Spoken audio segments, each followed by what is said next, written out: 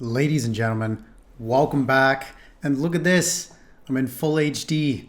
Crazy. I got a new camera. It's one of the Logitech ones. It's this one, to be exact, C920. And I feel like I'm in like a white void.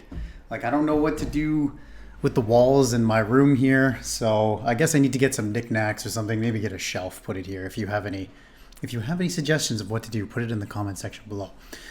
So today's video, we're going to be looking at the European Union summary on a map. The reason I decided to do this video is because the last video we looked at Whatifalthist, the future of Europe and his belief in the coming crises and blah, blah, blah, and typical Whatifalthist doomer stuff. So I thought we would go back and look at the history of the European Union, and it's on a map. And what Hoi 4 player doesn't love maps? So that's what we're going to be checking out today. If you like this video, be sure to comment, like, subscribe. We're on our way to 1,000 subscribers. I think we're currently at 477. And yeah, got nothing else to say. Hope you enjoy the new camera quality here. I think you can see more of my like upper body, than before where it was kind of cut off here. But anyways, let's get into it. The European Union summary on a map from GeoHistory. Forgot to mention the channel there. Let's go. The story begins at the end of World War II, as the European continent lies devastated, leaving the United States and the USSR as the two major world powers. Their growing rivalry marks the beginning of the Cold War. While the Soviets control Eastern Europe, the West looks to the US for reconstruction aid. While the old continent is found divided by the Iron Curtain, in the West, the idea of European unity begins to take hold. So I want to just stop there briefly and say that this is not the idea of European unity. It actually came after World War I, this sort of pan-Europeanism. And there was oh God, I'm not going to remember his name off the top of my head, but it was Count Richard something. It wasn't one of the Habsburgs. It was he was Austro-Hungarian diplomat, I want to say, but he really pushed the idea of pan-Europeanism in his book Pan-Europa, which was published in German because he was Austrian. And so this is sort of where pan-Europeanism really started to take shape. And I think the oldest pan-European organization, which is not sort of the precursor to the European Union, but he founded that. And I don't remember the name off the top of my head, but I think it's still an organization that exists to this day. I don't really know what they do because they don't hold any government power, but maybe it's just one of these like clubs that talk about Europe or whatnot. Also, a little interesting cutoff here. Yugoslavia is not a part of the Warsaw Pact. By 1948, I believe, when the Warsaw Pact was signed, Yugoslavia had already split ways with Moscow, with Stalin, specifically Tito and Stalin being, not good friends, to put it lightly. And Albania as well is also in this split too. So I thought that was sort of an interesting little thing to point out on the map here. On the 9th of May 1950, France, via its foreign minister Robert Schuman, proposes a Franco-German reconciliation and placing under a common high authority the production of coal and steel, the main wealth of industrialized countries, which is also needed for the manufacture of weapons. The aim is to boost the economy and maintain peace, with the project left open to countries wishing to join. The following year in Paris, 6 countries sign a treaty establishing the European Coal and Steel Community. As Germany is divided by the Iron Curtain, only West Germany becomes part of it. Interesting. Okay. To accelerate the development of Europe, the 6 founding countries meet on the 25th of March 1957 in Rome to sign 2 new treaties. The first treaty creates the European Economic Community, whose main objective is to establish a common market, including allowing the free movement of workers and eliminating tariffs between member states. Interesting. So I guess that this is now the EEA, the European Economic Area, which I know Switzerland, Norway, and there's another one. It's got to be another major one. Anyways, I can't remember off the top of my head. It's Switzerland. Oh, Iceland. That's it. It's Iceland. Switzerland, Iceland, and Norway belong to. So I guess the EEC is a precursor to the EEA. If I'm wrong on that, let me know in the comments below. The treaty also defines common policies on transport, trade, and agriculture. The Common Agricultural Policy, among other goals, aims to increase agricultural productivity, offer reasonable prices, and ensure a fair standard of living for farmers. The second treaty establishes the European Atomic Energy Community, coordinating civilian nuclear research programs. The treaties of And at this point in 1957, this is incredibly important because the Korean War is obviously happening. There are threats of nuclear bombs being put out on both sides. By this time, the Soviets have had nuclear weapons for, I want to say, about 6 years. I think they got their first functioning nuclear weapon in 1951 with the help of spies in the U.S. government and in the U.K. government too. For having Europe to establish this organization that's wants to control and limit nuclear weapons, I think that's sort of interesting counterbalance point in the Cold War that's happening. Rome enter into force in 1958, but it would take several years for its policies to be implemented. Many countries asked to join the communities, including the United Kingdom. But France, under the leadership of Charles de Gaulle, vetoes the accession request, considering the UK as too close of an ally to the United States. I also think that if I remember correctly in my research on the European Union, I think it had something to do with their currency as well, is that he thought that the pound was too weak because at this point Britain is going through some tumultuous economic times, and I think that de Gaulle also thought that the pound was too weak for Britain to be allowed into the not at this point the European Union, but the EEF, the European Federation. I believe that's what it's called at this point. It might have been the EC. One of these two. It's either the EF or the EC. It's either the European Community or the European Federation. You guys can also correct me if I'm wrong on that one. The institutions of the three communities are merged to enable more efficient functioning. There is now a single commission composed of commissioners chosen by the heads of state. Its role is to propose European laws in the common interest of its members. There is the Council, made up of ministers of the member states, and whose role it is to approve, modify, or reject the proposals of the Commission. There is the Parliament, representing the people of Europe, and which also gives its opinion on Commission proposals. Its power would increase over forthcoming treaties. Finally, there is a Court of Justice that rules over the legality of decisions taken. In 1967, the United Kingdom renews its request for membership, which France opposes a second time, with the removal of tariffs for industrial and agricultural. Which I think at this point, Britain had cured some of its economic woes, and de Gaulle rejecting them for a second time just sort of seemed like he was holding a personal grudge, which that's about the most French thing you can do.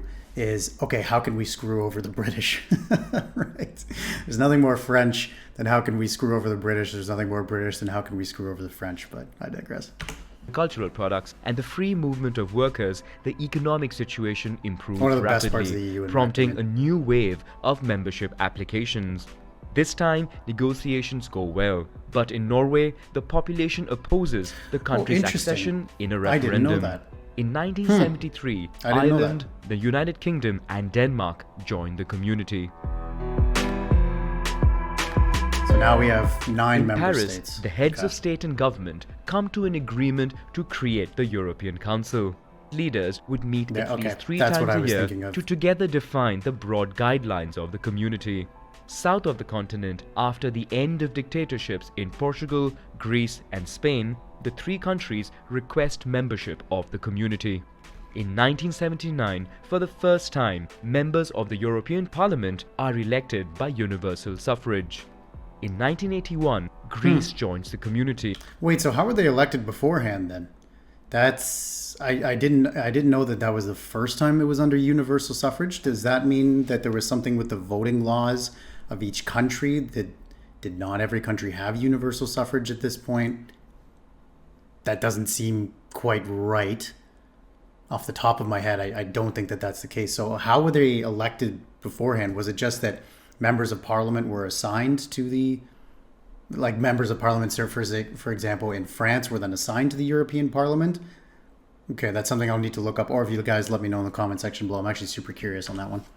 While the following year, Greenland, which receives more autonomy from Denmark, chooses to they leave left. the community after a referendum. Some In good bar trivia. 1984, the United By the way, they left, if I remember correctly, it was over fishing rights. And that is one of the main reasons why Iceland, to this day, is still not in the EU. Despite the fact that they're a part of the EEA, with Switzerland and Norway, as I mentioned. The reason that they're not in the EU is because they really want autonomy over the fishing rights. That is very, very important for the Icelandic economy. I think it makes up something like 20% of their GDP. So having those laws and having complete autonomy over them for them is really, really important. And with the EEA, I don't think the European Union gets any say on that. Kingdom under Margaret Thatcher says it does Of not course. benefit enough from the common agricultural policy, which then represented 80% of EU spending. The country negotiates to obtain a reduction in its contribution to the community's budget. In So we're already starting 1986, to see that British exceptionalism Spain thing. and Portugal joined the community. 12 member states and the European Commission give a boost to the internal market by signing the Single European Act. In addition to eliminating custom fees, the goal is to remove all obstacles to the free movement of people, goods, capital, and services. Cool. It is the Single Market project to be completed by 1993. Fascinating. So how are they going to handle the collapse of After the the Soviet fall of the Union here? Berlin Wall, Germany is reunified. In the east, the USSR can no longer contain revolts and collapses, opening up new horizons for the community, which establishes contacts with the countries of Eastern Europe. So I won't get into it because I talked about this in my oversimplified video, Cold War Part 2. But there's a fascinating little story about the pan-European picnic that was held by Otto von Habsburg. Yes, the Otto von Habsburg, the one who would have been the prince of the Austro-Hungarian Empire. I'm sorry, the king of the Austro-Hungarian Empire. And so I talk about it in that video, but basically they held a picnic in Austria at the Austrian-Hungarian border, and tons of people were allowed to flood into Austria, which was the West, obviously, even though they weren't a part of NATO. And then that was sort of one of the big influxes of migrants. And Hungary that summer became the most popular vacation spot for people living in the East. On 7th of February 1992, European heads of state signed the Maastricht Treaty. The European Union is created and gets new powers. The treaty envisages an economic 1993. union No, and sorry, the future 1992. creation of a common European currency. All countries ratify the treaty, including Denmark, where 2 referendums and negotiations to be exempted from the common currency are required. A new wave of countries Sweden too, right? request membership to the Union, but Switzerland and then Norway oppose potential candidacy via referendums. On the other hand, in Austria, Sweden and Finland, negotiations succeed, and in 1995, the EU that's when I was grows born. to 15 members. Oh, there you go. And I live in Austria now. Look at that. Signed It's in all connected. Schengen, It's like Luxembourg poetry. It in rhymes. 1985, the Schengen Agreement is gradually introduced from 1995. Well, that's why it's called Its Schengen. objective is to Oh. abolish border controls and therefore have total freedom of movement within the European Union. The agreement is incorporated into the European Union through the Treaty of Amsterdam. In addition, the common currency project advances, which would be called the euro. However, the United Kingdom, Sweden and Denmark do not want it. Yep. The remaining member countries set up the European Central Bank. The Which is in euro Frankfurt. was officially launched on the market in 1999, although the currency would be put into circulation only from the 1st of January 2002. As negotiations take place to enlarge the union, heads of state meet in Nice to try and improve the structure of the union. The outcome of the Treaty of Nice is considered mixed. 2 referendums are needed in Ireland for it to come into force. So one thing I want to talk about is I want to talk about the freedom of movement, and I want to talk about the euro as well. The freedom of movement, in my opinion, is for citizens, is one of the best things about the European Union. I mean, the fact that my European friends here in Vienna, they can just move to Germany, Denmark, whatever, as they wish, right? They have the complete freedom to do that. If you work your whole life in Austria You can go and retire to northern or southern Spain, and you're totally free to do that. Visa free. It's incredible, just incredible. And I know that this obviously comes with political problems, and as we'll see later in this video, because I did check out the chapters before, we'll talk about that. It'll talk about the European migrant crisis and Brexit and other things. But overall, in my opinion, that's one of the best parts of the European Union. What's interesting, though, is that I had always thought that the euro would sort of be the same, that there was a net good. But I read a paper on it, and I believe this was from Stanford University, if I remember correctly, that Germany is the one who has benefited the most from the adoption of the euro away from the Deutschmark. And countries like Italy and France have actually had a net negative from the euro on their economies. The main reason is that the euro can't be devalued, right? So to make it very, very simple, you can obviously devalue your currency so you can become more competitive on the market, so that international goods can be purchased at a lower rate, boosting your economy overall, right? That is the most oversimplified explanation of it possible.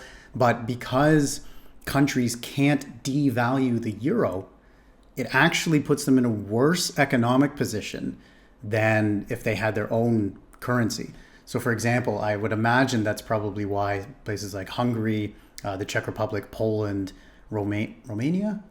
Yes, Romania have kept on to their own currencies so that they can have sort of monetary control. Now, while I'm not sure if they're allowed to devalue it because of that's maybe one of the policies of them being in the EU, I still think that it was a very, very interesting report to say that Germany is the one that's benefited the most from the adoption of the euro, and places like Italy and France have actually had the least amount of gain from this. And I think Netherlands had a bit, and Greece had a little bit too, if I remember correctly. I think it was like eight countries that they looked at. So yeah, that's my thoughts on the euro.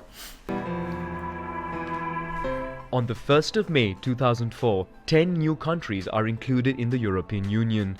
All new members joined the Schengen area with the exception of Cyprus, as part of the island is controlled by the Turkish army since 1974.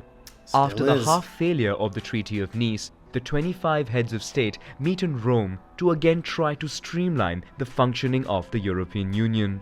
This time, they aim to create a constitutional treaty that would replace all existing treaties with a single text. This sparks heated debate across Europe, fearing an overly powerful European Union at the expense of national sovereignty. The French and Dutch populations oppose the treaty via referendums. This triggers a period of reflection and in-depth consultation within member states. On January 1, 2007, Romania and Bulgaria joined the European Union. The same year, 27 heads of state signed the Treaty of Lisbon, which aims to strengthen and improve the functioning of the EU after enlargement. Notably, it is agreed that the EU's role is to promote peace, support sustainable development, fight against social exclusion and discrimination, and safeguard cultural heritage. The treaty is ratified by all states but Ireland, which holds a referendum and rejects it. Yet again, more negotiations and a second referendum would be needed in Ireland for it to take effect. Yeah, so first off, I wonder why based on Ireland. I'll have to look that up after. Let me know in the comments. But I actually have a question for all of you. And if this is 18 minutes and 46 seconds into the video, if you're still watching, thank you very much. I appreciate you. Thank you for making it this far or all the way through if you get there. Thank you. But I wanted to ask you, and yes, you personally, if you're a European, if your country has recently joined the European Union, and I mean within the past, 25 years or so, if you were part of the 1995 extension or the one in 2007, right, or after the 10 countries joined, has your life gotten better? And I don't want to talk about, economic statistics and everything like this, that I'm sure you can crunch the numbers, you can say objectively life is better. But I want to know your personal experience. Has it gotten better from joining the EU, or what are your thoughts on it? That's what I want to know. So let me know in the comments below. The global economic and financial crisis has repercussions on the Eurozone, which enters a recession. After the rout of major European banks, many countries find themselves in difficulty. Yep. In particular, Greece, part of whose public debt has been kept hidden with the help of consultants from the Goldman Sachs Bank. The country is forced to ask for financial aid from the Eurozone and the IMF, in exchange for which it must implement austerity measures. Ireland, coming to the aid of its banks, also sees its public debt explode. But the country does not want to ask for aid from the Eurozone, fearing it may in return be forced to raise its low corporate tax rates. That's where Amazon's The country headquartered. finally receives aid all the same, in exchange for which it must adopt a strict plan. Subsequently, Portugal, Greece a second time, Spain and then Cyprus Iceland too. obtains financial aid from the In 2008. Eurozone, while almost everywhere on the continent, austerity plans are put into place.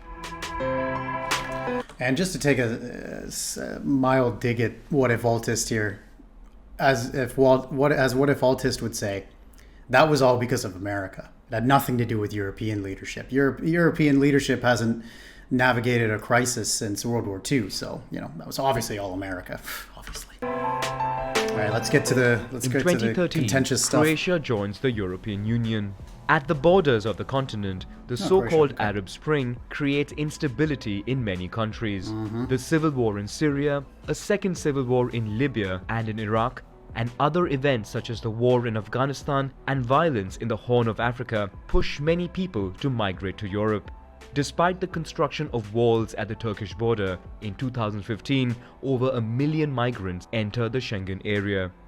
Europe tries to slow the flow of migration. Security patrols are reinforced on the Mediterranean Sea, while certain countries temporarily reintroduce controls at their borders. Yeah, In Austria, addition, I think it was more countries than just France and Austria, though. No, didn't Hungary do it as well? I think Hungary, Poland, if I remember correctly. I think there were more than just France and Austria that had those border measures, but I might be wrong on that. I might be wrong. European Union signs agreements with Turkey and then with Libya, where the political situation is very unstable, so that they control and block the so-called illegal migration routes in exchange for financial aid.